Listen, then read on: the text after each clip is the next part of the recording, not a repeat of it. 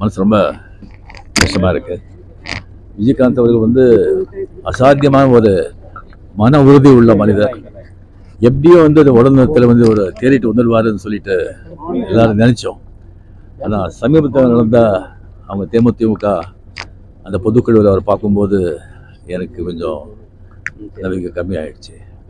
அவர் நல்லா ஆரோக்கியமாக இருந்திருந்தா தமிழக அரசியலில் ஒரு மிகப்பெரிய சக்தியாக நிகழ்ந்திருப்பார்.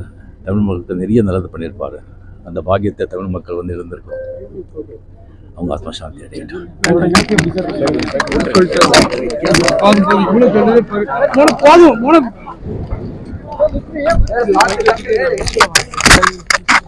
விஜயன் காலுக்குள்ள ஏறி கிடக்கு பாருங்க.